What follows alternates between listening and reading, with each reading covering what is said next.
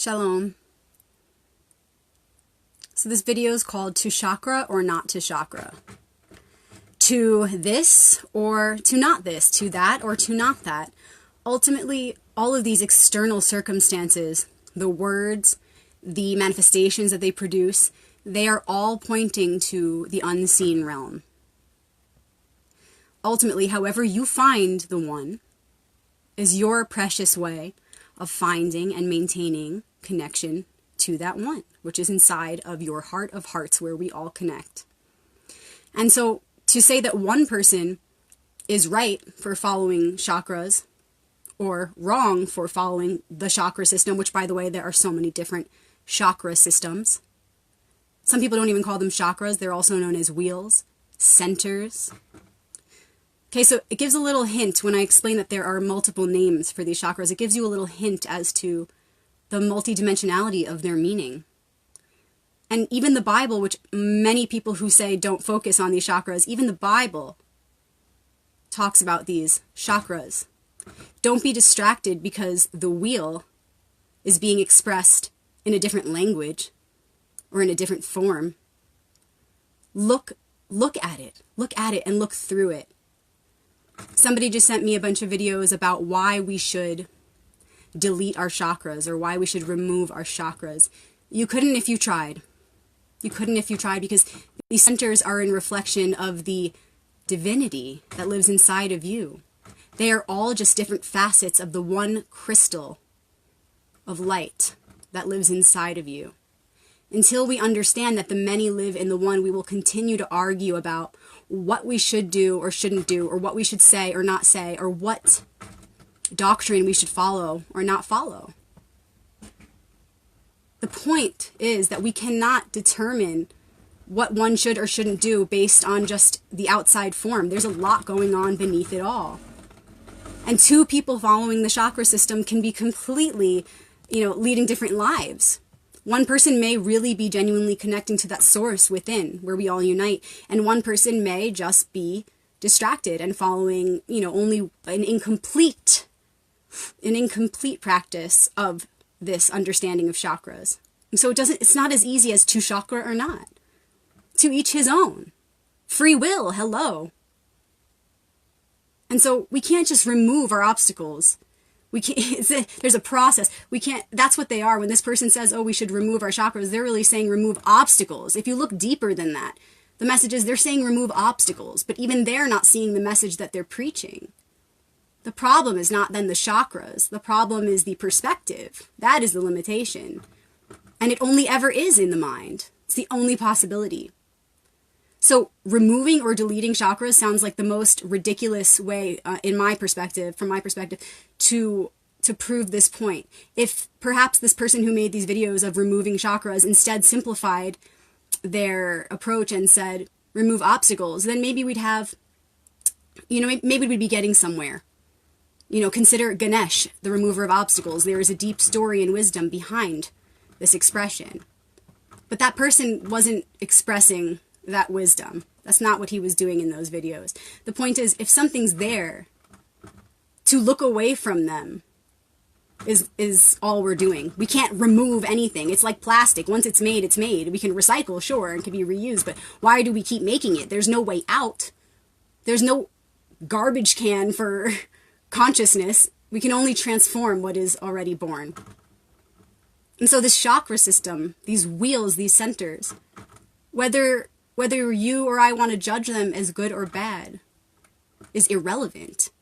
Everything in its righteous expression can only be judged in terms of how good it is for the one or how not good it is for the one. Everything is either for the highest good of the one or it's not. That's all.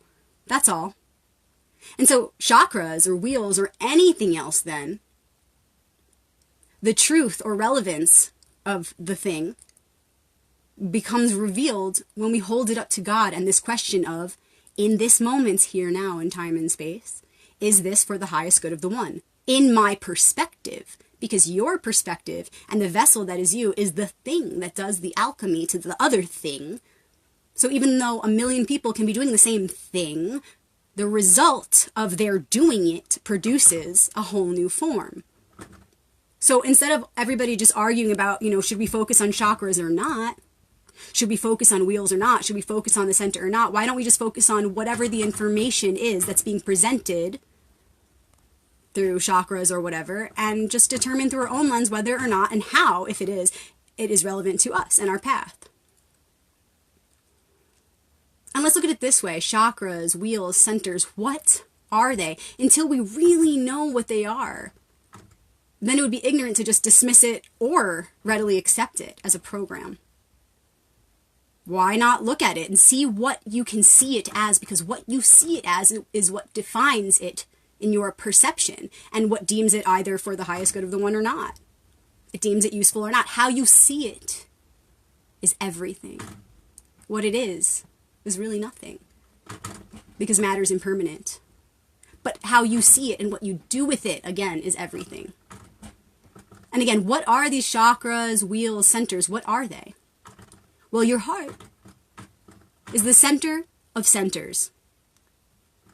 And that heart, from the start of creation, as that original imprint was reproduced, as light traveled all around, through, over, and under itself, that imprint printed again and again and again in all directions upon itself. In every direction, in every direction. And so that heart, the original heart of light, dropped in to the center of every other center. And this is why the chakras, or wheels, or centers, are such keys. Because there's a heart in each one of them. There's a center within each one that connects all of them to the heart of your center, the heart of hearts, which connects all of us to the center, the heart of the universe, where we all meet. And so, why would we want to get to know these chakras or wheels or centers? In my opinion, what I do with them in the light of the highest good of the one is I think of how these chakras are bridges or connecting points between us and each other, between us and the planets. They reflect the music of the spheres. And so each one influences the other. So therefore, if we are not consciously occupying these centers, if we're not in tune with each of these hearts of each of these centers within us, then they're just kind of open and vulnerable. But if we get to know our chakras, and we get to understand these centers and how they are balanced by the forces of polarity, receptive and active forces, then we become the gatekeepers of each of these centers. Just like the angels are the gatekeepers of each of the parts of the tree of life, or each of the chakras. Just like these archangels or angels are the guards of these gateways, these portals, so too are we the guards of these gateways and portals. And who do we work for but the one? So we get to know these chakras and we get to understand what it means to balance them. Ultimately revealing the Arcanum 8, the right balance. Also revealing Arcanum 11, and all of them, but I'll touch here on just the 8 and the 11. The 11 being true strength through taming the lion, or the animal nature. Not killing the lion. You will never see sacred symbolism depicting a dead lion in the 11th Arcanum. It's a lion at your feet, obedience, because you've tamed that lion or lower animal nature to work for you. So we become like that great being who tames the lion, the lower half, and we work for the upper half, for the one. And that's what we do when we understand these chakras or centers or wheels. We sort of are like a manager for God.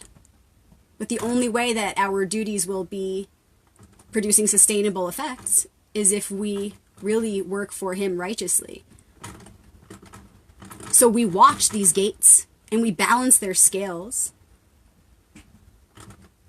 And we make sure that they remain balanced and open so that they can receive the light from above, or the light of God. And as we do this and we maintain their openness, the openness of each of these centers, we maintain that temple, that sacred space for God to reside in. And as God resides in there, each moment that God is in there, that light fills them, no other force can occupy those spaces. So yes, this effort is something that we need to really stay strong in, that we need to be committed to. You don't just tame the lion once and you're done. No, each moment carries an eternity. And so each moment we need to remain watchful, just as the all-seeing eye. That's a great lesson. We must strive to be like God in this way, where we maintain that watchfulness so that we can truly be a reflection of all of God's angels, those ones that are the gatekeepers of each of the chakras. We are the ones. We are the gatekeepers for our own. So we maintain watchfulness, we maintain openness through constant balancing of the active and receptive forces within and around us. Each moment meeting life in a way that we see what is going on around us and we seek to balance those energies. It's constant effort. We are juggling. We're dancing. We're doing this dance of polarity. And as we commit to this path, we stay open and we stay filled with the light of God so that we don't remain vulnerable for other forces to enter into those centers. Because they creep in. They creep in mentally, they creep in emotionally, they creep in physically. Because all of these centers representing different parts, emotional, mental, emotional, physical, all of these parts remain vulnerable when we don't remain conscious of their balance. Empowerment, true empowerment, means staying watchful, remaining watchful, and knowing that at any point the forces seemingly outside of us can fill that center when we're not looking. So instead, we claim our sovereignty for the all-sovereign, almighty one. Sure, you can just try to remove your obstacles, remove your chakras, sorry. You can try to just remove them. Delete was the word the person used. You can try to delete your chakras, but that's very silly because you're only looking away from that which is there and very real. And even if it wasn't real in this physical world, which ultimately nothing is anyway, even if it wasn't real in this physical world, if you're battling the concept of it, then in your mind it's very real and you need to define it, otherwise someone else will. So if it works for the one, if it works for the highest good of the one, why not work with it? Why not take anything that you think is black magic or evil and manipulate it to work for the highest good of the one? Because ultimately, deleting it or removing it is the extremist path.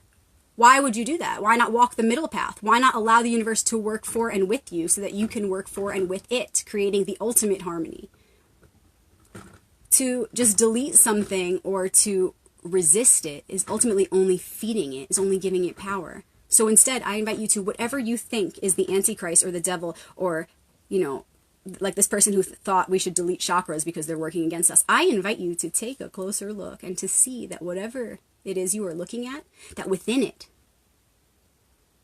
that only within it will you find its equal and opposite force. So go right up to it and look inside of it and transform it and be the magician you came here to be. The magician who works for the one. Use it and transform it. Alchemize it. So that it can work for the highest good. In this way, we don't need to negate anything or push anything to the side or brush it under the rug, as this is truly impossible. Nothing is hidden in the eye of the Creator. So instead of resisting the truth, make all things work for the one.